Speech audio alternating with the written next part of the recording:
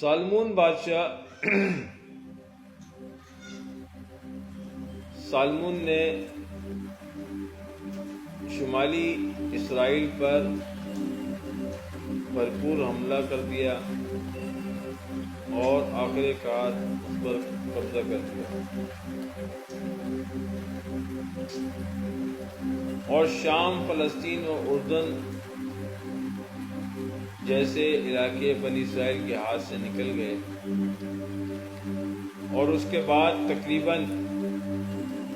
600 قبل مسیح میں ایک عراقی بادشاہ جس کا نام بخت نصر تھا، اس نے بقیہ اسرائیلی حصہ اس پر حملہ کر دیا، اور وہ حملہ اتنا شدید تھا کہ اس وقت بنی اسرائیل کی آبادی 12 لاکھ کے قریب تھی، اور اس میں سے 6 لاکھ یہودی قتل کر دیے گئے اور باقی 6 لاکھ کو غلام بنا لیا گیا، اور ان کی بستیاں صفائے ہستی سے مٹا دی گئی۔ اور یہ وہی وقت تھا کہ جب حضرت عزیر علیہ السلام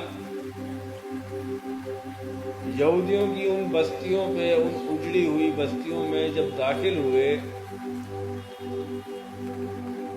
تو وہ دیکھ کر حیران ہوئے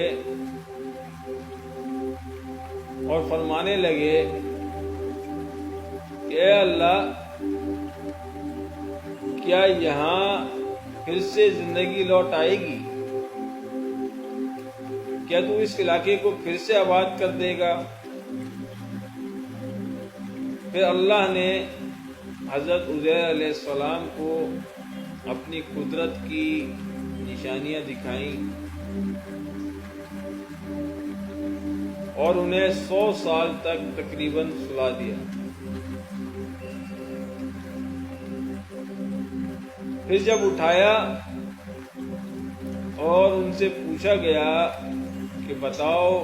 کتنا عرصہ سوئے رہے، وہ کہتے ہیں 1 دن یا اس سے بھی کم۔ اللہ تعالیٰ نے فرمایا نہیں، پورے 100 سال سوتا رہا، اپنے کھانے کو دیکھ، ابھی تک باسی نہیں ہوا، اور اپنے گدھے کو دیکھ کہ کیسے گل سڑ گیا ہے، اس کی ہڈیاں بوسیدہ ہو گئی ہیں۔ عزیر علیہ السلام نے اپنے گدھے کی طرف دیکھا تو اس کی صرف سوکھی ہوئی ہڈیاں